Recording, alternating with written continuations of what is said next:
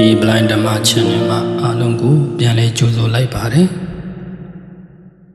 နေ့စဉ်သုံးချတရားဓမ္မတွေကိုဆက်လက်ညှဝေပေးသွားမှာဖြစ်ပါတယ်ဒီကနေ့ဘုံဘုံတို့ညှဝေပေးခြင်းတဲ့အကြောင်းအရာလေးကတော့နောင်တကိုဘယ်လိုအနိုင်ယူမလဲဆိုတာနဲ့ပတ်သက်လို့ညှဝေပေးသွားမှာဖြစ်ပါတယ်ဘုံဘုံတို့အပါအဝင်ဓမ္မမိတ်ဆွေတွေအားလုံးလူတိုင်းနီးပါးနောင်တရပူကြလိမ့်မယ်လို့ထင်မိပါတယ်လောကမှာနောင်တမရဘူးတဲ့လူမရှိသလောက်ရှားပါတယ်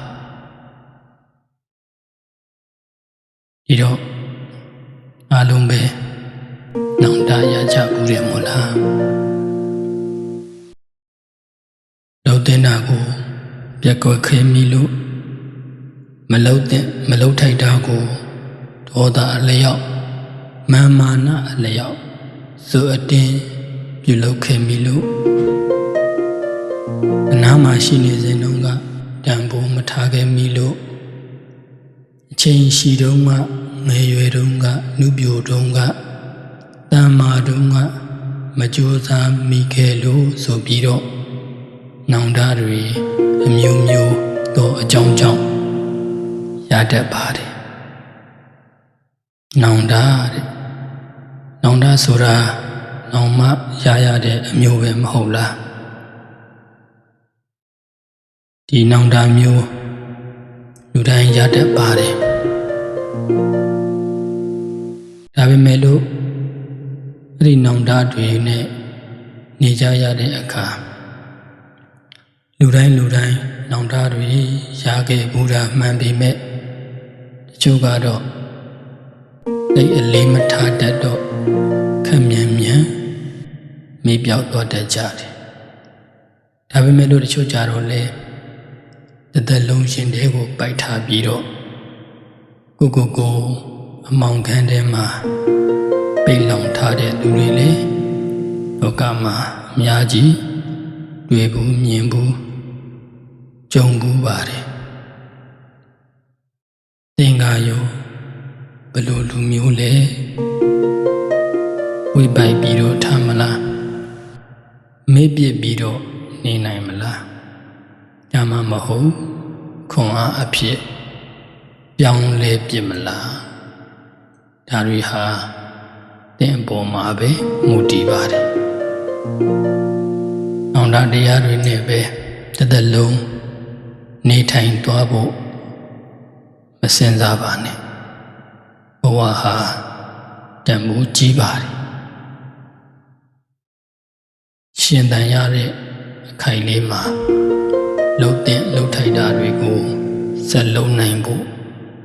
နောင်တတွေကိုအနိုင်ယူဖို့လိုပါတယ်မြတ်စွာဘုရားရှင်ကိုရောမြတ်ကြီးကမဟာပိင်္ဂလဇတ်တော်မှာတတိပေးခဲ့တာလေးရှိတယ်သဗ္ဗစ္စာအနုတပတိယထာဒါနုကဟောတထာတဲ့လေးကျိုးက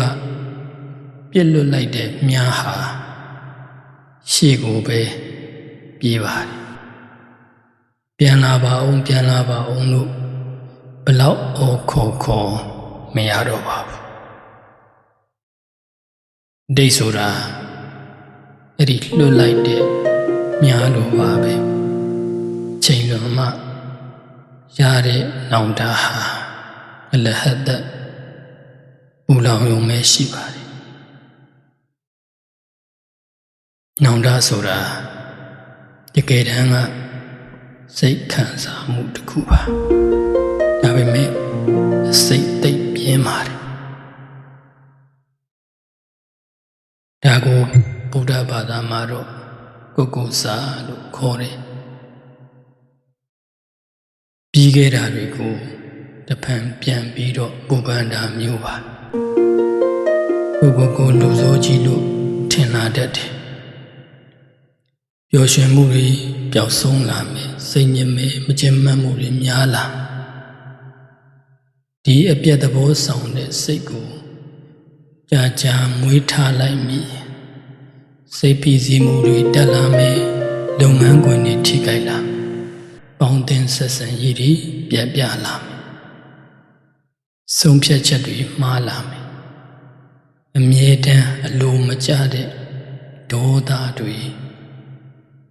ဖြစ်ပေါ်နေပါလိမ့်မယ်အဲ့ဒီနောင်တကြာကြာမွေးထားရင်စိတ်ရောကိုယ်ပါပျက်စီးဖို့ပဲရှိပါတယ်ပျက်စီးမှုတွေဆုံးရှုံးမှုတွေနဲ့ကြုံရပါလိမ့်မယ်နောင်တဆိုတာမမွေးကောင်းပါဘူးဘာမှအကျိုးမပြုပါဘူးဒီတော့ဒီနောင်တတရားကိုဘယ်လိုနိုင်ယူမလဲဆိုတာနောင်တတွေကိုကြာကြာမွေးထားလို့လေဘာမှအကျိုးမရှိပါဘူးစိတ်ရောကိုယ်ပါပျက်စီးဖို့ပဲရှိပါတယ်ဒီတော့လူတွေအတွက်မိမိအတွက်အသုံးမဝင်တဲ့အကျိုးမပြုတဲ့နောင်တကိုဘယ်လိုနိုင်ယူကြမလဲတစ်သလုံးနောင်တတွေနဲ့မနေချင်ဘူးဆိုရင်မြတ်စွာဘုရားရှင်လမ်းပြတဲ့နိလန်းတွေကိုစံပြီးတော့တုံးကြည့်ဖို့တိုက်တွန်းပါရစေနံပါတ်1ကနောင်တတွေကိုခွန်အားအဖြစ်ပြောင်းလဲပစ်ပါလူ999ယောက်ကိုသက်ခင်မိတဲ့အင်္ဂုလိမာလာကိုကြည့်ပါသူ့မှာနောင်တအကြီးကြီးရှိခဲ့ပါတယ်ဒါပေမဲ့အတိတ်ကအတိတ်ပါပဲအတိတ်ကိုပိုင်မထားပါဘူးပိဿုပန်မှာတရားစစ်တရားမှန်ကိုကျင့်ကြံပြီးယန္တာဖြစ်တဲ့အထိသူကြိုးစားသွားခဲ့တယ်ပြင်လို့ရတာရှိရင်ချက်ချင်းပြင်လိုက်ပါတွေးတော့မနေပါနဲ့ခုချက်ချင်းပြင်နိုင်အောင်ကြိုးစားပါအဲ့ဒါဟာနောင်တတွေကိုနိုင်ယူနိုင်မဲ့ဤတနည်းပါပဲနောက်တစ်ချက်ကအနိစ္စတရားဆိုတာလက်ခံပါလူတိုင်းဟာမပြည့်စုံနိုင်ပါဘူးလောကမှာကိုဖြစ်ချင်တိုင်းမဖြစ်တာအနတ္တပဲ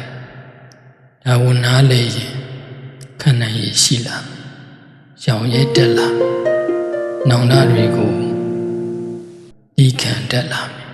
ဖြေဖြောက်တက်လာမယ်ဒါကြောင့်အနေစာဆိုတဲ့တရားကိုအမြဲတမ်းလက်ကင်ထားဖို့လေအရေးကြီးပါတယ်နောက်တစ်ခါတတိရှိပါတတိနဲ့ထိမ့်ပါဒေါသတွေထွက်ဖန်များရင်ဉာဏ်မျက်စိကွယ်လာတတ်ပါတယ်စိတ်ထင်တိုင်းမလုပ်ပါနဲ့မပြုခင်မပြောခင်ဖြစ်လာမယ့်အကျိုးဆက်ကိုတတိလေးနဲ့ကြိုပြီးတော့စဉ်းစားကြည့်ပါပြင်မရတဲ့နောင်တတွေဘယ်တော့မှမဖြစ်ပါစေနဲ့တတိလေးနဲ့ဉာဏ်လေးကပ်ပြီးကြိုးစားထိမ့်သိမ့်မယ်ဆိုရင်နောင်တရစရာပြုလို့မိတော့မှမဟုတ်ပါဘူးနောက်တစ်ခုကယေရှုတရားကိုသိတတ်ပါပါဠိလိုတော့ကတိညုတာလို့ခေါ်ပါတယ်ကိုယ်ကိုချစ်တဲ့သူတွေကိုယ့်ရဲ့မိဘတွေဆရာသမားတွေရဲ့စေတနာတွေကိုအမှုမဲ့အမှတ်မဲ့ဘယ်တော့မှမထားပါနဲ့ယေရှုသိတတ်အောင်ယေရှုတရားနားလေတတ်အောင်ကြိုးစားပါဒါဟာစိတ်ကိုအေးချမ်းစေပါတယ်ချစ်ရတဲ့သူတွေဆရာသမားတွေမိဘတွေမရှိတော့တဲ့အချိန်ရောက်ရင်တောင်မှသူယေရှုကိုတည်တတ်ခဲ့တယ်သူယေရှုကိုပြန်ပေးဆက်ခဲ့တယ်ဆိုတဲ့စိတ်လေးနဲ့နောင်တတရားမှကင်းဝေးစေနိုင်ပါတယ်နောက်တစ်ချက်ကတ တောင်းပန်ရမယ်ခွင့်လွှတ်ရမယ်လူတိုင်းဟာအမှားမကင်းပါဘူးသူလည်းအမှားမကင်းတယ်လို့ကိုယ်လည်းအမှားမကင်းပါဘူးကိုမှားခဲ့မာနတွေကိုခဝါချပြီးမြန်မြန်တောင်းပန်နိုင်အောင်ကြိုးစားပါသူမှားခဲ့ရင်လေကိုချင်းစာတရားနဲ့မြန်မြန်ခွင့်လွတ်တတ်အောင်ကြိုးစားပါတောင်းပန်တတ်မယ်ခွင့်လွတ်တတ်မယ်ကြည်အေးတတ်မယ်ဆိုရင်ကိုယ့်ရဲ့စိတ်က